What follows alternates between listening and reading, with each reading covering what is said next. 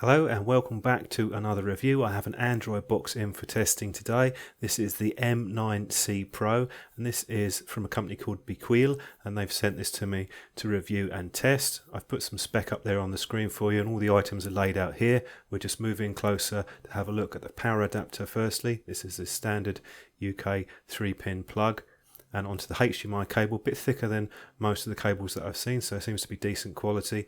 The remote is one of the newer style remotes. It doesn't have the programmable buttons, but it is a better quality remote than some of the earlier Android boxes that came out 2 or 3 years ago. This doesn't come with any batteries, so you'll have to use your own AAA cells. So I have a couple of any loops in there. Decent enough, does the job. And on to the user guide. This is a generic guide, so it covers a number of different models, but it does tell you how to set up the box if you've never used one, and you also have a troubleshooting section at the end. Taking a closer look at the box, this has a matte finish and all the edges are quite rounded. It's also quite a thin profile. On the front there you'll see the LED panel and infrared receiver. On the side we have a micro SD slot and 2 USB 2 ports. There's an AV out, digital audio out, Ethernet port, and HDMI output and the power input. Most of the connections that you get on entry-level boxes, nothing else on the other sides. On the underside you'll see the 4 silicone pads, and there is a small hole there that is for resetting the box. You can put a small pin through there. Now booting this up, it starts off red when it's in standby and then goes to blue LED.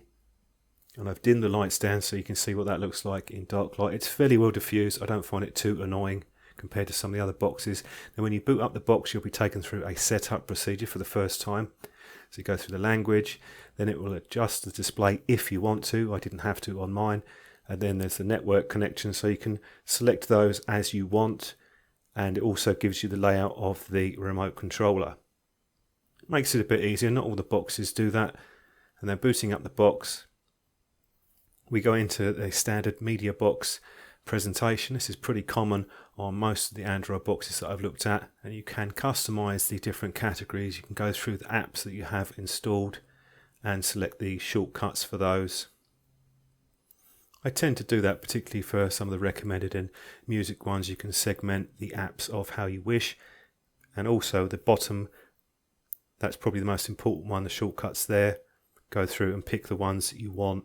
Just tick the ones, you see the green icon come up in the corner, or remove ones that you don't want. Now moving to the apps, you'll see this is very minimal. It has relatively few apps, just Mobdro, Netflix and a few of the basic ones. So this is what I would call a vanilla box, or a very clean installation. You have 2 settings. We've gone into the first one and into the some of the options. We have an option here for a navigation bar, which isn't on all of the boxes that I've looked at. You also can pick whether you want to have the HDR on. I usually leave it on auto. This is a newer S905 chipset, so it supports the HDR, and you can even change the color space as well. That would only really be useful if you were using an older television. Screen resolution can also be adjusted if you wish. I usually leave that on auto. And the power key, you can either suspend and resume or have it shut down. I usually have it on the shutdown myself, so it actually turns off fully. Now if you go into the more settings, you will get this standard Android look. This is Android 6. So everything that you see here will be very familiar if you've used a tablet or a phone.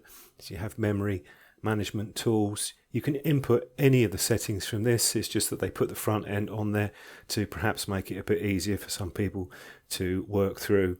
And there is an update service on this, but I didn't have any updates when I tested it. It does seem to work. The second settings menu is basically another different style. I'm not exactly sure why there's 2 in here. They're usually either of the 2 that are included. They don't normally have both, but it doesn't really make any difference.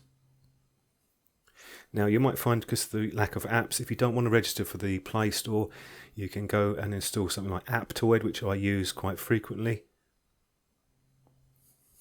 This has a similar layout to the Play Store, and you can also update software from it. This is really just a suggestion from me if you want to install some of the apps quite quickly. Now you don't get Cody for some reason installed, so I've gone ahead and installed it from here. Just make sure that if you do install apps, you go for the trusted apps with the green shield in the corner. Now Cody is up to 17 now, or 17.1, and the look is quite different from previous versions, but it does exactly the same thing. I won't do an in-depth tutorial on Cody because that would take several videos to do, but it runs perfectly fine on the box. It's definitely worth installing because it's quite powerful and useful software. I'll take a look at the navigation bar just at the bottom, and this is quite a useful feature, particularly if you have an Air mouse or a touchpad keyboard, something like that, which you probably want to get because you can have access to the volume control, the power on and off, and you can also go through and close apps and things like that. It doesn't seem particularly useful, but it is quite a handy feature to have. I often use those types of remotes with these boxes, so it just makes it a lot easier. Not all of the boxes that I've looked at have the navigation bar for some reason. You can install your own one and different skins, etc. The camera icon there is for screenshots, and the dismiss and returning the screen works perfectly fine on this. On a few boxes I've looked at, can be a bit buggy. Now onto the Geekbench benchmark. This is number 4, with a multi-core score of 1716, which puts it roughly in line with the LG Nexus 5. So we've got decent performance from the quad-core S905X chipset. This is the 3D benchmark that I run. This just gives you an idea about the performance for gaming, and a good score of about 20.5 average frames per second. Decent enough for some gaming on this. The internet speeds were also good, above average. I was getting about 35 megabits a second download, which is better than most of the boxes that I've looked at. A lot of them were in the sort of mid-20s. There's no concerns with the Wi-Fi connection on the box. So running up with a quick summary on this particular box, we're very much in the entry level still, but the boxes have improved a lot over the last couple of years. You've got quad-core processors, the graphics chips are also pretty decent. There's only really a couple of small points to note with this box. Like most of the entry boxes, it doesn't have Bluetooth. There are a few exceptions to that, but that's generally the case. And for some reason Cody isn't installed. I'm not exactly sure why that is, because on virtually all of the boxes Cody does come pre-installed. It's not a huge issue because you can just go off and install the software that you want, but I would have liked to have seen that included even if they didn't have any streams. For the rest of the stuff though, it's decent performance, and the navigation bar is a bonus too, and some people like the fact that you don't get a lot of apps included, so you don't have to rummage through and start deleting apps that you don't want. You can sort of start from fresh. So overall, a decent little box in this price point. Hope you found this video useful. If you did, please subscribe, and I will see you in the next video.